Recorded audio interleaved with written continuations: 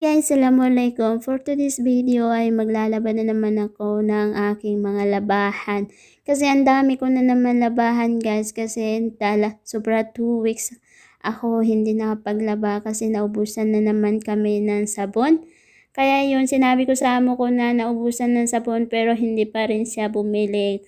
Kasi yung mga amo ko kasi saka sila bumibili ng kailangan sa bahay pag nagsahod na sila. Pero pag wala pa silang nagsahod, hindi talaga sila magbili kasi yon pag nag-grocery yung mga amo ko kasi nakabudget yun sa 1 month. Kung maubos, edi naubos, hindi yan sila magbili hanggang hindi magsahod yung mga ano nila. So ayun, inuna ko muna guys yung puti tapos pagkatapos ko pinaghiwa-hiwalay ko na kasi yun talaga yung inuna ko na labahan yung puti tapos yung masusunod yung ano. So yun, siguro naman pare-pares tayo ng paglalaban na inuuna muna yung puti kasi alos karamihan ganun talaga maglaba. Pero hindi ko lang alam sa iba. So, habang inaano ko talaga yung mga damit, grabe, halos maano na ako kasi mabaho kasi sobra na 2 weeks hindi ano lang diyan sa may lalagyan tapos umaamoy na so masakit sa ilong pero no choice kung hindi maglaba.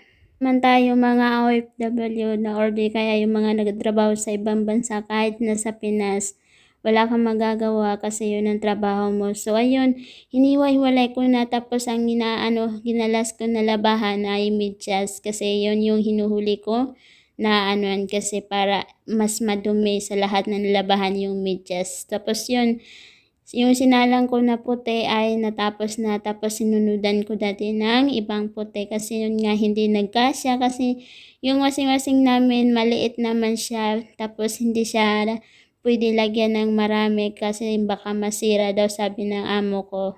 Lumabas na ako sa aming rooftop kasi pag taglamig na dito ako nagsasampay sa rooftop tapos yung mga sampayan ko ginalabas ko kasi pag sa loob ako nagsasampay nagabaho yung mga damit so iba yung amoy niya. Pero hindi naman siya guys mainit kasi malamig na ngayon dito sa Saudi kaya mas maganda talaga yung ganitong ano kahit may araw hindi siya mainit. Kasi pag tag-init, hindi ka makasampay dito sa labas kasi sobrang init. Tapos masakit sa mata, masakit sa ulo. Tapos pag taglamig naman, ayaw kong magsampay sa loob kasi yun nga, nagabaho yung mga damit. Kaya sa labas ako nagsasampay. Tapos maganda pa kasi yung ano, kasi hindi siya mainit. Tapos malaganda yung simoy ng hangin.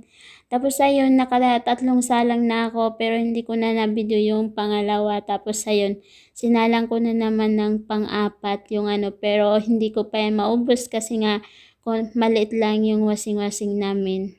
Yung washing-washing namin hindi siya automatic. Tapos nung umuwi ako ng Pinas, nagbakasyon ako tapos bumalik ako dito sa kanila yun. Nagbili sila ng automatic na washing-washing pero hindi siya malaki kasi maliit lang siya. Pero mas okay na yun kasi para hindi na ako nakakapagkusot kasi sobrang ang lamig talaga. Nahihirapan ako pag nagalaba ako pag taglamig kasi sobrang lamig ng tubig kasi yung tubig namin dito sa taas ay hindi siya mainit. Kaya walang ano, tapos ang lamig, tapos buti nga bumili sila ng automatic na washing-washing. Habang nagsasampay ako, naisip ko tuloy si Michelle. Si MMD ba yun? O, si MMD. Tapos naisip ko siya. Tapos ayan, rumampa-rampa muna.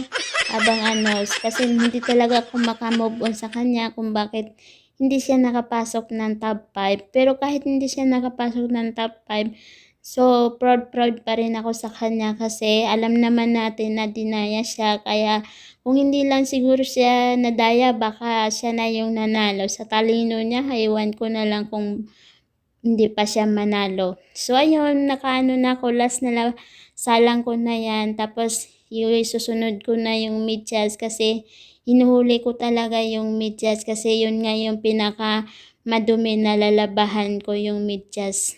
Lalaba ako, hinuli ko talaga yung medyas kasi yon yung pinakamadumi sa lahat ng lalabahan ko. So ayun, lumabas na ako tapos ito yung nakita ko, napakagandang araw na ano tapos yun last na sampay ko na yan guys kasi natapos na din ako. Tapos yun, sinasampay ko na siya kasi yung medyas lang ang hindi pa natapos kasi yun nga sinalang ko nga yung medyas. So yun guys, maraming salamat pala sa lahat ng nanonood sa akin, saka sa lahat ng nag-subscribe sa akin. Maraming salamat, saka sa akin nagapalo sa akin sa page, sa Facebook page. Maraming salamat sa lahat ng nagpapalo sa akin. Maraming salamat guys. Malaking tulong na yun sa akin yung pagpapalo nyo, lalo na kung i-share nyo pa, napakalaking tulong na yun para sa akin yung pag-share or pag-like. Saka manood na din kayo guys. So yun guys, maraming salamat. See you next bye vlog. Don't forget to like and subscribe at pakipalo na din ako guys sa aking page. Bye!